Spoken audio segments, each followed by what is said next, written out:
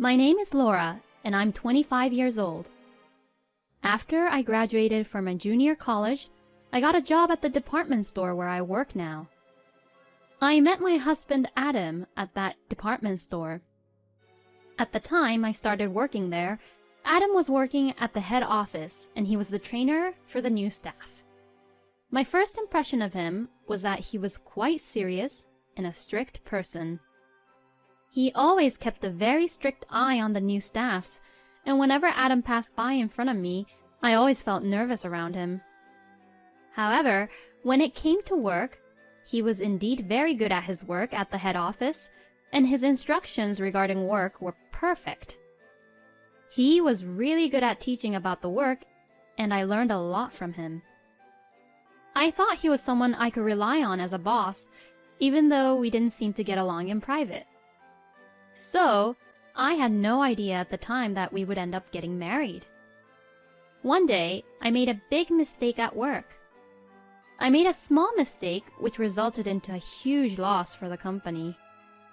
At the time, I was only 20 years old and did not have the mental capacity to endure the huge failure, and I thought the only way I could take responsibility was to quit the company. And then Adam, who was my boss, came to the rescue. Adam came over to my house, where I had taken a few days off from work due to the depression, and encouraged me on my doorstep. You're still a new staff here, and it's only normal to worry about it. But what do you think a trainer like me is there for? It's to help you grow up and do your job freely. A person who doesn't fail at all can't be strong and can't grow. I'll take the responsibility for you, so don't be depressed forever. Show your energy again and do your job with dignity. I broke down and cried nonstop. Thanks to these words from Adam, I was able to return to work. From then on, Adam went from being just my boss to someone who I admired. I worked very hard to learn my job and to earn his recognition as soon as possible. Seeing me like that, he praised me in front of everyone, which motivated me even more. In about 2 years, I quickly became the ace of the department store where I worked.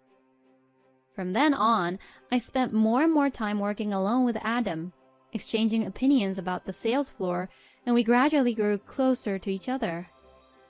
Then one day, he confessed his feelings for me, and we started to go out with each other.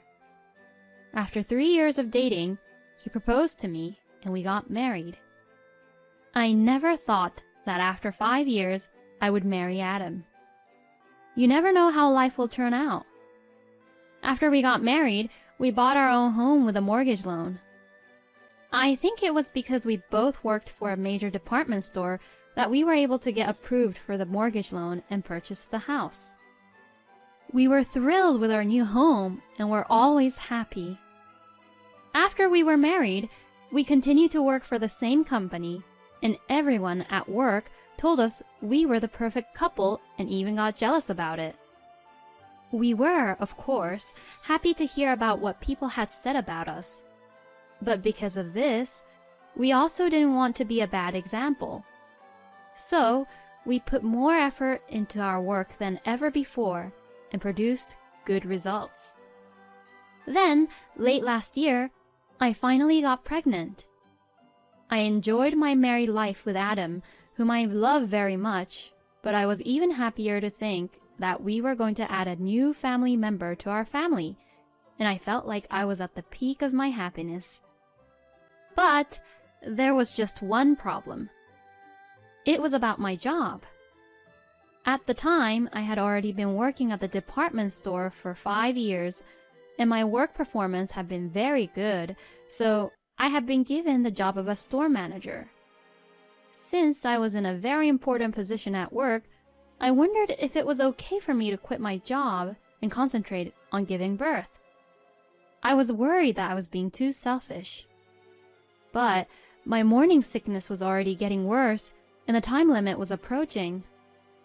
I discussed the matter with Adam, and as a result, we decided that it was best for me to quit work. While I felt sorry for the company, Adam would say, I will support the company and work enough for you too.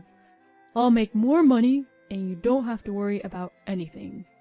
Just concentrate on your pregnancy. and encouraged me like he had done before when I made the huge mistake previously. His words again lifted a weight off my shoulders, and I was able to concentrate on our soon-to-be child. Shortly thereafter, I was hospitalized. Normally, I wouldn't have needed to be hospitalized, but my early pregnancy symptoms were so severe that the doctors decided to keep me under their eyes, just in case. I spent a lot of time alone in the hospital, which was a bit lonely, but Adam came to check on me every day despite his busy schedule, which gave me a peace of mind. Then, after about 3 months in the hospital, I was able to come home. Adam, who took the trouble to get paid leave for the day, drove to pick me up, and I returned home for the first time in a long time. My home felt somewhat fresh after my long absence, but at the same time, it felt strange. I thought something was different, and after looking around the house for a while, I noticed something. For some reason, all of my personal belongings that had been in the living room had been moved to my room. I questioned Adam about it, but he only replied vaguely, as if he was uncomfortable with the situation. As I was wondering why he had that reaction, the doorbell suddenly rang. Who could it be at a time like this? As I opened the door, I saw my mother-in-law, Christine. I wondered why she was here at a time like this. I had just gotten out of the hospital, and I wanted to spend at least one day alone with Adam. But I couldn't just turn her away. After I opened the front door, Christine took off her shoes and went into the living room as if it was her own house, without even greeting me. Then, Christine finally notices me as she saw me coming back from the front door and said, "Oh, what are you doing out of the hospital? I didn't hear that you came back." "Oh, I'm sorry, Christine. I'm sorry it's taken me so long to inform you. I was discharged from the hospital." Christine gave me a bored look and said, "You could have stayed in the hospital longer," and began to relax in the living room. I got closer to Adam and asked, "What is she doing here?" Adam didn't seem to understand why I was being confused, and simply replied, Oh, my mother has been coming home a lot lately. For my part, I wanted to ask him why Christine was coming over and relaxing as if it was her house.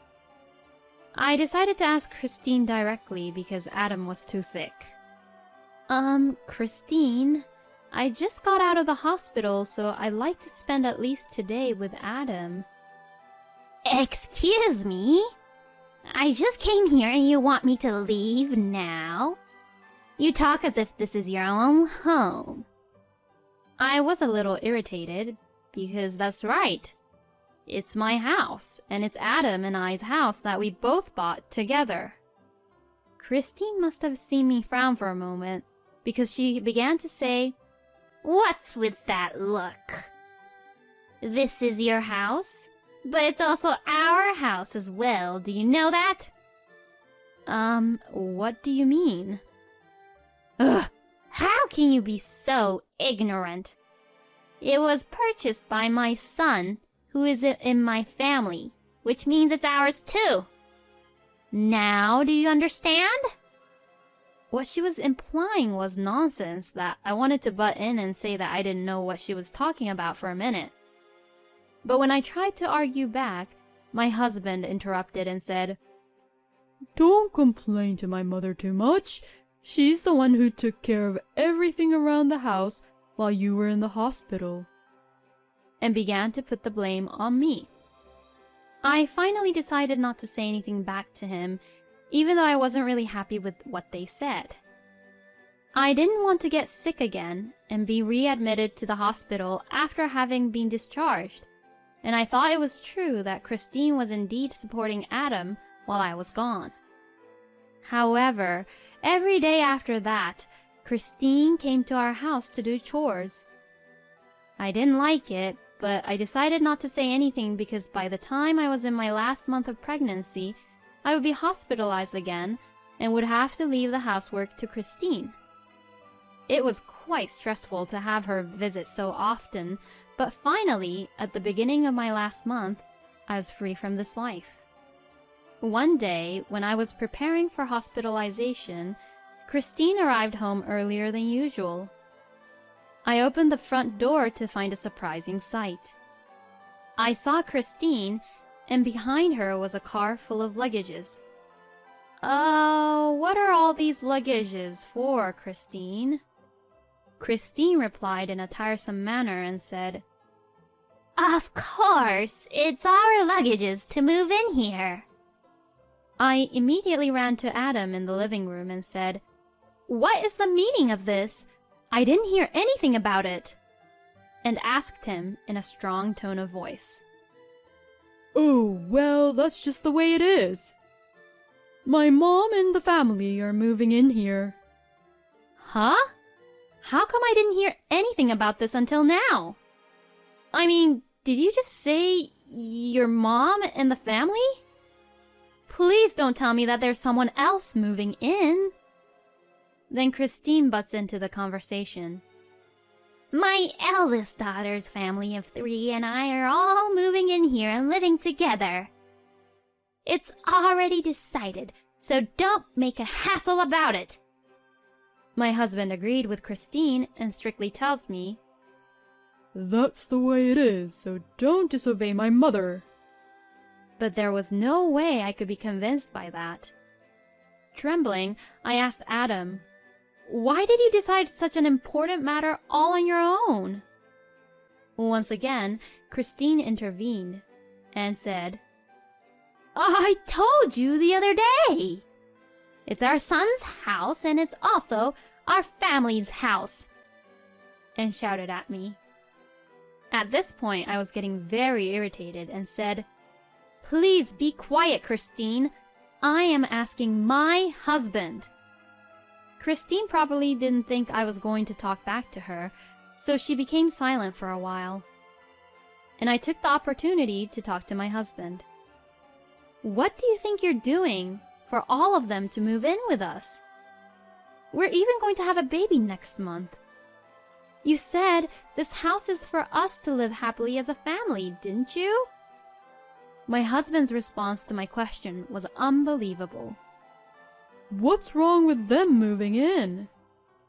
My mother and sister are my family. There should be no problem living together here.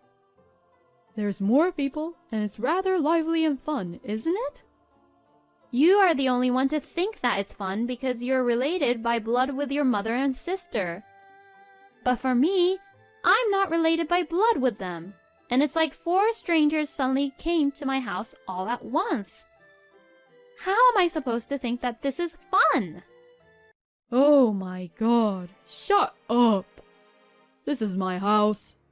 What's so wrong of me to have my own family over to my house?" I can't believe that you're saying this. Remember, you and I bought this place together, you know? You can't be the only one to decide about these things. In the end, time passed with neither of us giving in. I was aware that Adam was family-oriented, but this was beyond what I had expected. This was the first time I realized that Adam was a mama's boy to an unbelievable degree. If he was like this even before our child was born, I lost all confidence in my ability to go on being married to him as a family. I made up my mind right then and there and said this to Adam. "All right. If you want to live with your mother and your sister and her family, I won't say anything more about it. But in return, I'll leave." With that, I went out and hurried to the town office to pick up the divorce papers. I returned home, stood in front of Adam once again, and confronted him with the divorce papers. "I can't do this with you anymore. Let's get a divorce." Adam was surprised that I requested for a divorce since he didn't expect that out from me. He stood frozen in front of the divorce papers for a few seconds, and then, as if in a flash of realization, he opened his mouth and said this. What are you going to do when we get divorced? How are you going to support your child if you don't even have a job? Adam looked at me with a smug look on his face, as if he had said something satisfying for him. His smug face looked just like Christine's, which made me even more angry. Just sign the divorce papers! My husband snickered at my anger and signed the divorce papers. Are you sure? Now we're in a position to get a divorce, but it's you who's going to be in big trouble, right? Great, he finally signed it. Now, it's my turn to fight back from here. Hey, aren't you forgetting something important? My father runs an apartment rental business. Oh!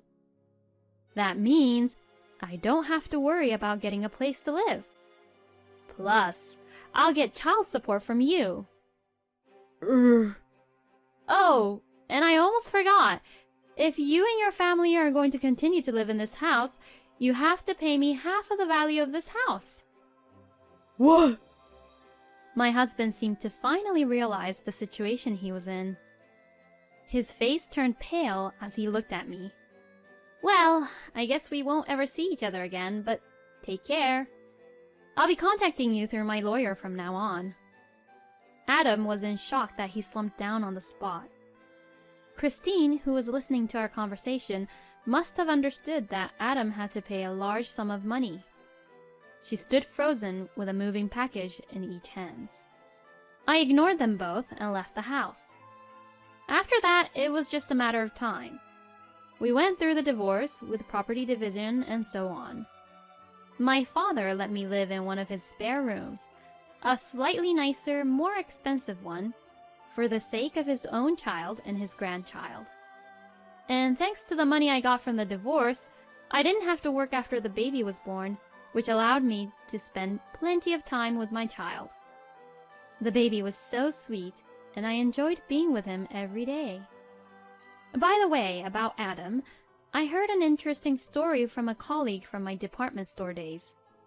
I heard that Adam has been living in that house with Christine and his sister and her family since then, but supposedly his sister's children are noisy, Christine and his sister are spending the money away, and they are running out of money, which causes constant stress to him, and he is also exhausted at work and is pretty depressed all the time. As a result, he started making a lot of mistakes at work and was finally labeled as a useless person and sent to a department where there was little work to be done. Furthermore, the salary at the new department is lower than the old one, making his life even more difficult and causing him to suffer mentally. This is what he deserves. On the other hand, after 2 years of spending plenty of time with my child, I was able to get a job at another major department store because of my skills from the previous work experience. The pay is about the same as my old job, but I can finish work earlier in the evening so I can drop off and pick up my child without any problems. I am now working hard and doing my best to raise my loving child. I would like to praise myself for deciding to divorce my ex-husband at that time because I decided that I could raise my child on my own without him. Thank you for watching until the end. Please subscribe to our channel. See you in our next video.